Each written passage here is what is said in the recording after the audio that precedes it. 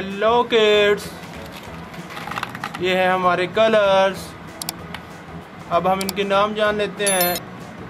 ये है parrot colour, ये है डार्क पिंक कलर, ये है येलो कलर, ये है ऑरेंज कलर, ये है ब्लैक कलर, ये है रेड कलर, ये है डार्क ग्रीन कलर, ये है ब्राउन कलर, ये है स्काई ब्लू कलर, ये है लाइट पिंक कलर, ये है पर्पल कलर, ये है dark blue colour. Let's start this video.